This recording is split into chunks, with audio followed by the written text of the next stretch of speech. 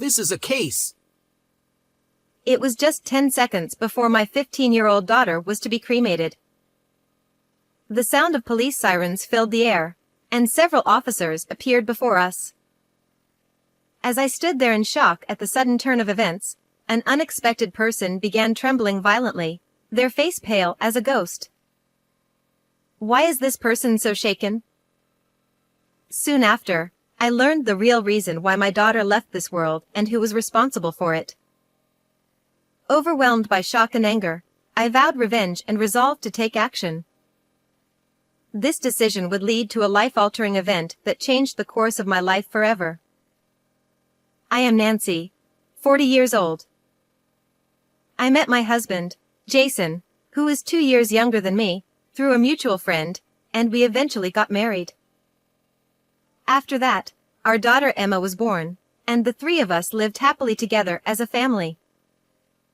Even after getting married, I continued to work as a teacher at a middle school. Though I wasn't a homeroom teacher that year, I was put in charge of the girls' volleyball team due to my past experience as a student, which kept me busy every day. To be honest, balancing work and family was challenging at times, but my students adored me, and I found the work fulfilling. There was another reason why I worked so hard. My husband, unfortunately, had a weak constitution and often fell ill, making it difficult for him to hold down a full-time job. After numerous job changes, Jason eventually gave up on finding employment and became a stay-at-home dad. This meant that my income alone had to support our household. However, thanks to Jason taking care of everything at home, I was able to work with peace of mind. Our daughter, Emma, suffered from severe asthma and had been in and out of the hospital since she was little. Jason often had to take her to the emergency room during late-night asthma attacks. Jason, I'll take her to the hospital tonight. You should rest.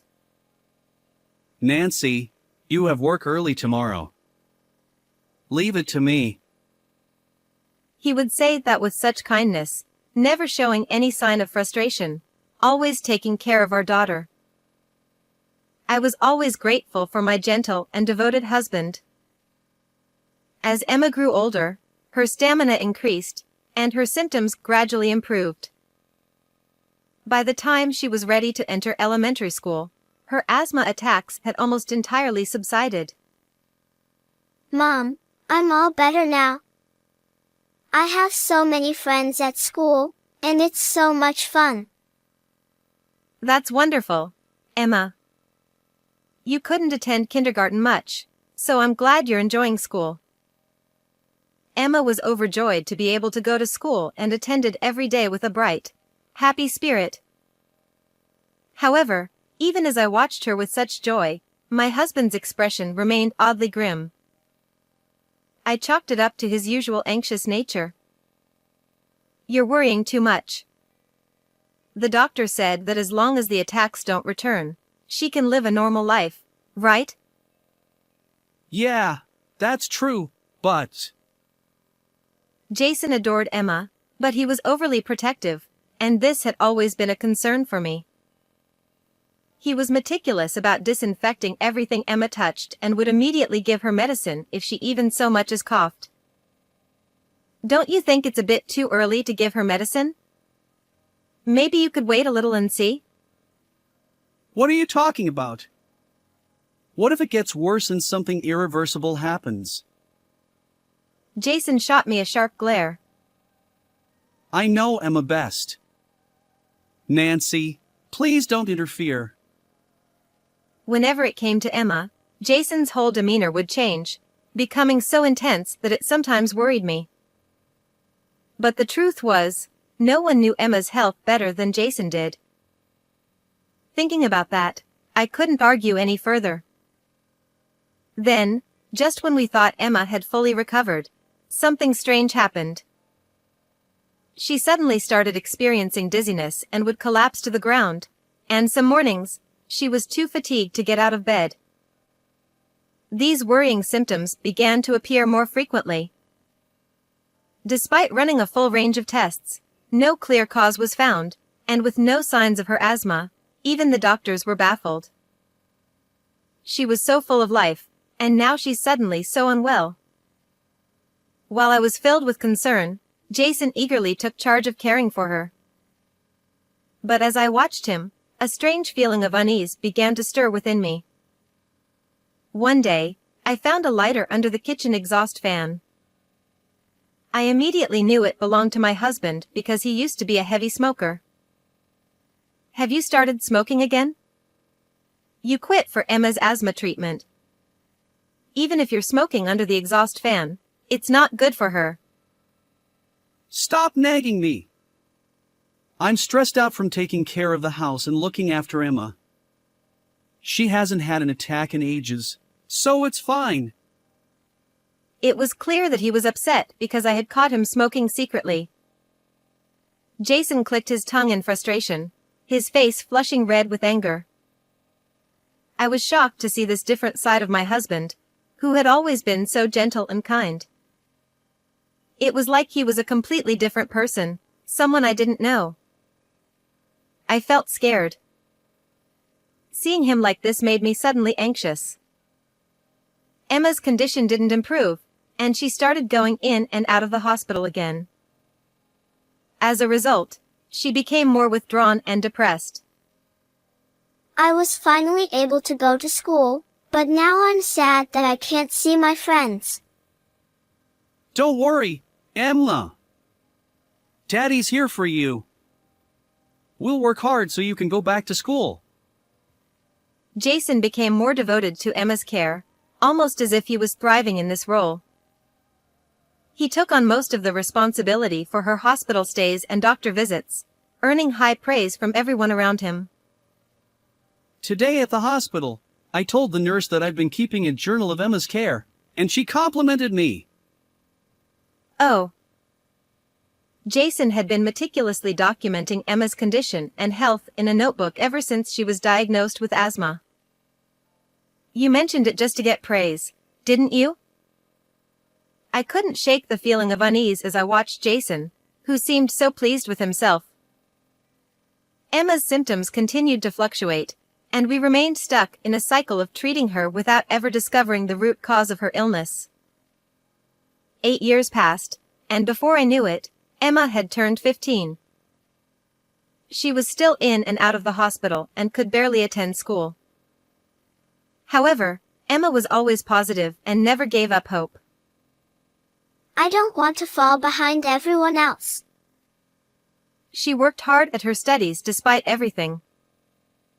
One day, she was in an especially good mood, smiling as she gazed out the window. I want to go outside and breathe in some fresh air today. That sounds great. You need to soak up some sunshine and recharge. Usually, Emma stayed indoors out of concern for sudden changes in her condition, so I was delighted to hear her say that. However, Jason frowned. No, she can't. Even if she seems fine, Emma is still sick. There's no way she should go outside. It's just for a little while. She's really energetic today. Fine. Do what you want. Seeing how healthy Emma seemed, Jason couldn't argue anymore and stormed off to his room, sulking. Why does he insist on treating her like she's so fragile? I don't think it's necessary. So, I took Emma outside, and we went for a short walk around the neighborhood. For the first time in a long while, she stepped out of the house, squinting up at the sun and stretching as she soaked up the light, looking so happy. I'm sorry, Emma, for making you feel lonely while I was always at work. Well, I'd be lying if I said I never felt lonely. Seeing her lower her head and stare at the ground for a moment made my heart ache with guilt. But then she looked up and gave me a bright smile. But you know, it's my dream to become a teacher like you, Mom. I want to teach kids in hospital schools who can't go to regular school because they're sick, just like I was. Her clear eyes met mine as she spoke, and I felt a warmth spread through my chest, making my eyes well up with tears. Emma wants to follow in my footsteps. I'm so glad I've kept up with my work. I felt a deep warmth inside as I spent this precious, happy moment with my daughter. But the next day, something unbelievable happened to us. Emma suddenly fell ill, and I received a call from Jason saying she had to be hospitalized immediately. I couldn't help but remember the sad expression Emma had shown the day before. I want to be by her side. I'll leave school early and head to the hospital. I understand how you feel, but I'm with her, so it's okay. The doctor said it was just a precautionary hospitalization. There's no need for you to rush over. Reassured by Jason, I decided to go to Emma after my classes were done. But just a few hours later, I received the news I never expected. Emma's condition had suddenly deteriorated, and she had passed away. No. This can't be true. It must be a mistake. I rushed to the hospital, but even as I faced Emma, I couldn't believe it. I felt like I was in a nightmare, standing there in shock. It was impossible to comprehend. After all, she had been smiling and full of life just the day before. To make matters worse, the doctors said they didn't know what caused the sudden change in her condition. They suggested an autopsy to determine the cause of death. Emma has been fighting illness since she was little. We can't let them cut her body open after everything she's been through. Jason was in tears, adamantly opposed to the idea. Although part of me wanted to know the cause, I ultimately decided to respect Jason's wishes. You're right. Let's send her to heaven with her body untouched. And so, we proceeded with the funeral as planned.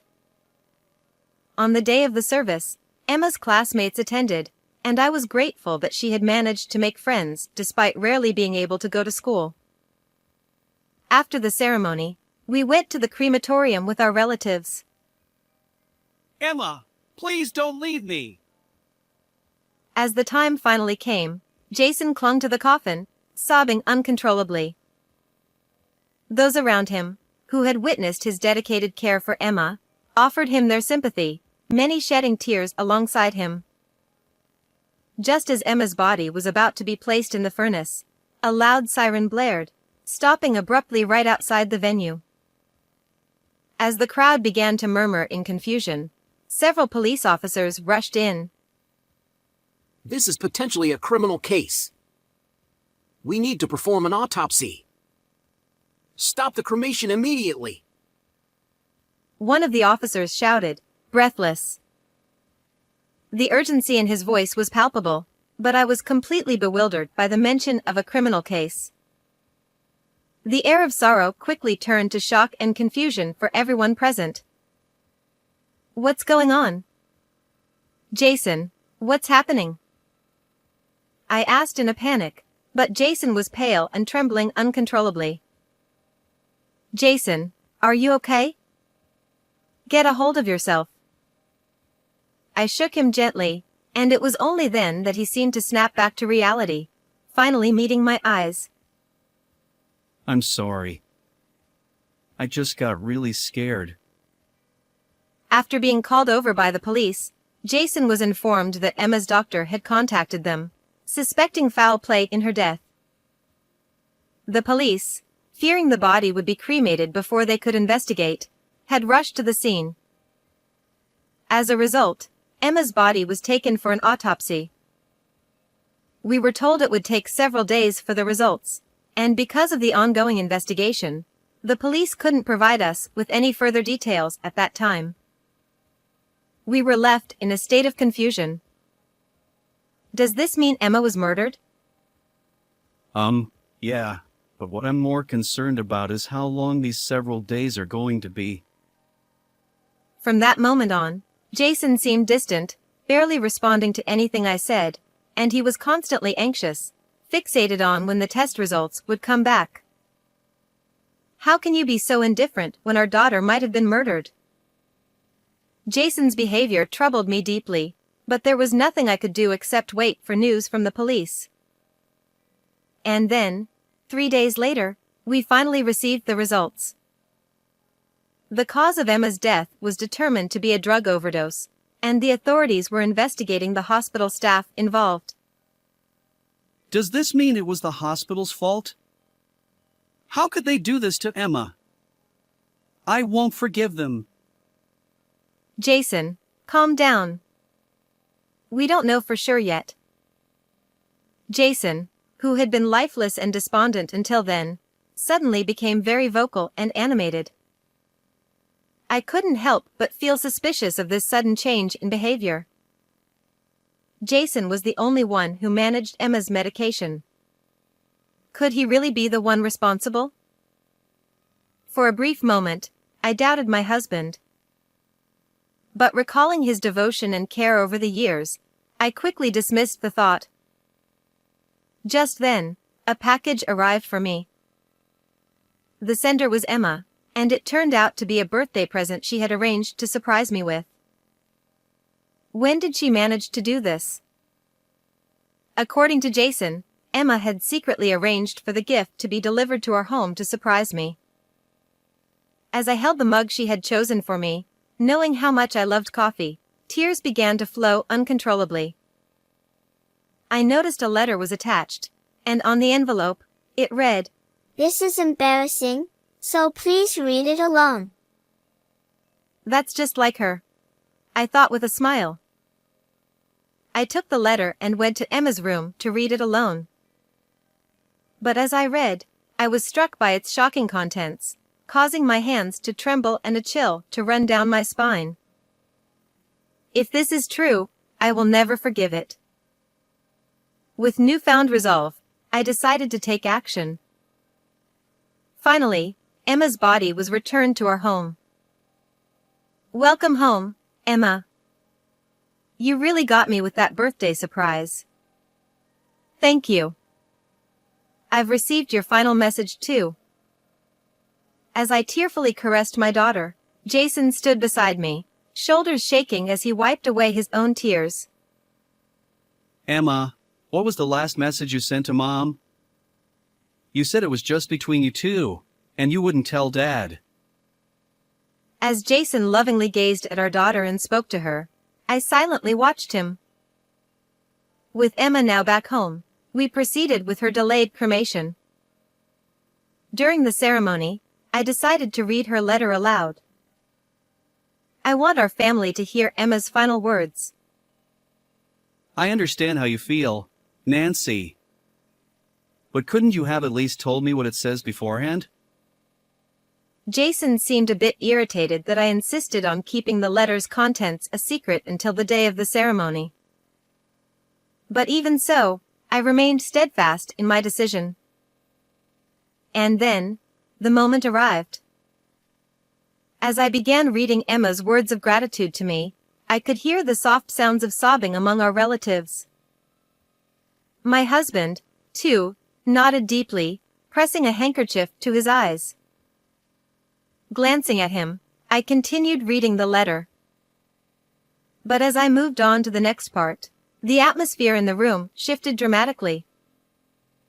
Everyone's eyes widened in shock, and expressions of disbelief spread across their faces. And it was no wonder why. What I read out loud revealed the horrifying truths of what my husband had done to our daughter.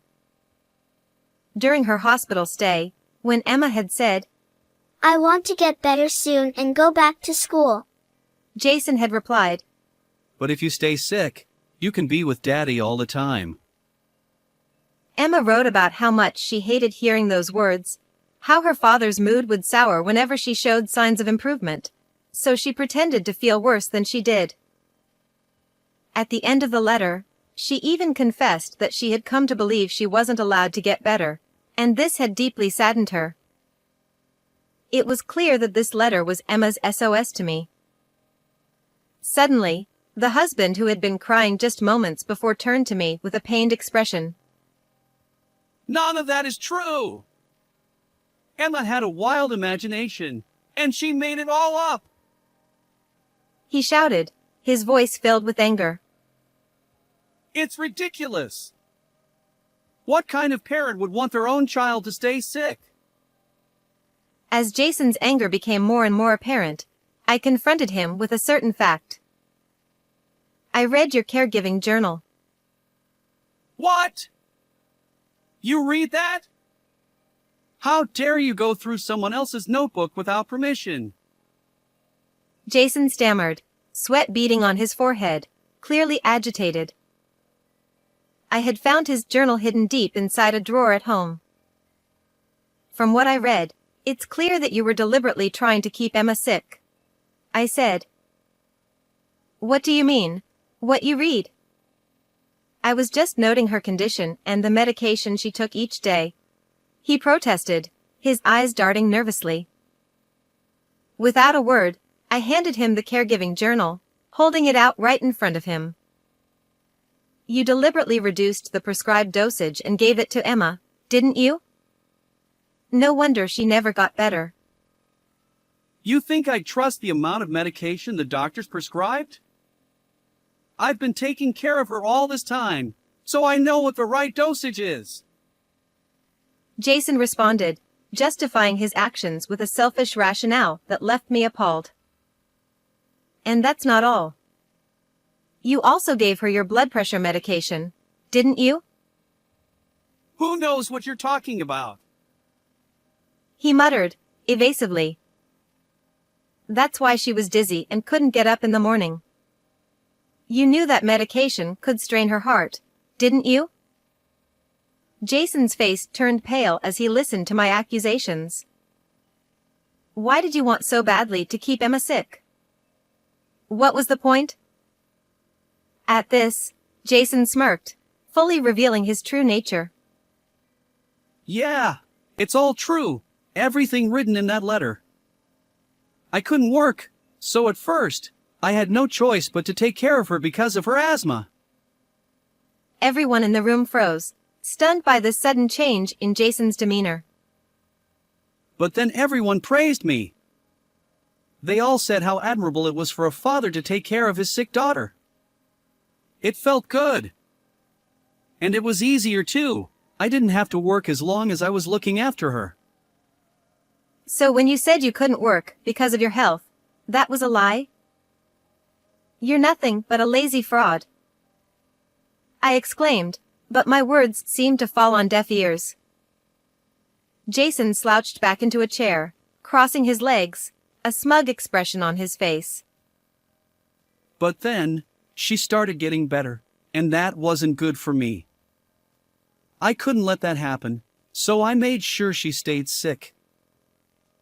As I listened to him speak so casually about such horrific acts, I trembled with disgust and anger. It became clear that Jason deserved the most severe punishment. Emma died because you gave her an overdose of your own medication, didn't she? That's right. I didn't think what I had was enough, so I bought additional drugs online. But I guess I gave her too much this time. He admitted, his words so chilling that they seemed unreal. And everyone was so stupid that they pitied me after she died. They all praised me for taking care of her until the end.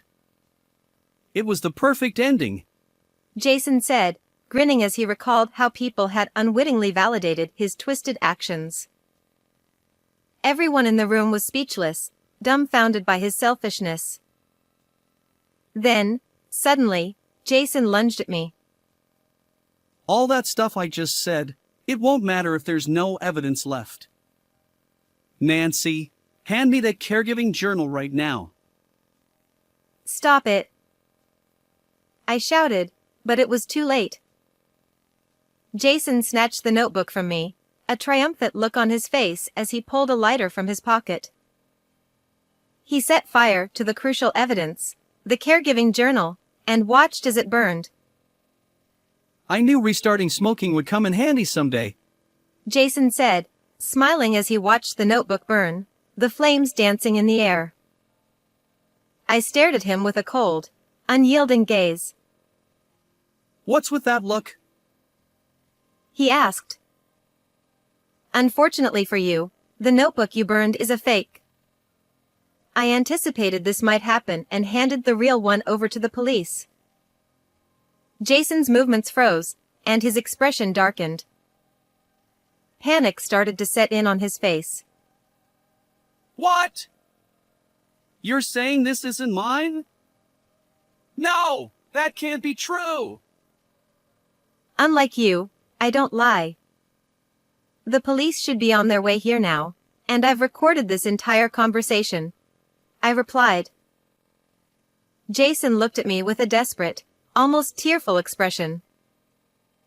Nancy, listen to me. I loved Emma. That's why I took care of her. I never meant to take her life. No, you didn't do it for her. You did it because you enjoyed the praise. You used your own daughter just to make yourself feel good. I responded firmly, rejecting his feeble attempts to plead with me. Think about this, Nancy. If I get arrested, don't you think it'll break Emma's heart? No child would want their father to be a criminal. That's not true. I shouted, pulling out Emma's cell phone and showing the screen to Jason. On the screen was a video of Jason yelling at Emma. You're sick. You don't need to get better. Emma had secretly recorded it, perhaps in an attempt to one day expose her father's true nature. And you think she admired you? Don't be ridiculous. She was terrified and only obeyed out of fear. That little, she repaid my care by betraying me. What a terrible kid. Jason muttered, his selfishness enraging me to the core. Don't you dare. Emma did nothing wrong. I will never forgive you. I'll make sure all the evidence goes to the police, and you'll pay for every crime you've committed. Jason's bravado crumbled as the reality of the situation hit him. No! I can't survive in prison. He whimpered, collapsing to the floor as his strength gave out. He lay there sobbing uncontrollably, and I decided to deliver the final blow. I'm divorcing you. And I'll be demanding alimony. You'll pay it all in one lump sum before you're arrested. You'll be penniless when you go to prison. I never thought you could be so cruel. Jason muttered as he looked up at me. I could say the same to you. I never thought you could be such a despicable human being. I responded, leaving him speechless. It was then that the police arrived, and Jason was dragged out and placed into the patrol car. Afterward, my husband was arrested and charged for his crimes. The evidence I provided played a crucial role, and it seems he'll be facing severe punishment. As I declared, I divorced him and demanded $50,000 in alimony. It turns out he had a secret savings account in his name, so I was able to collect the full amount in one lump sum. With my newfound freedom, I decided to honor my daughter's memory by resigning from my previous teaching job. I decided to become a teacher in a hospital school, a dream Emma could never fulfill. I believe she's watching over me from heaven, proud of the new path I've taken. How did you find today's story? Don't forget to subscribe to the channel. See you in the next video.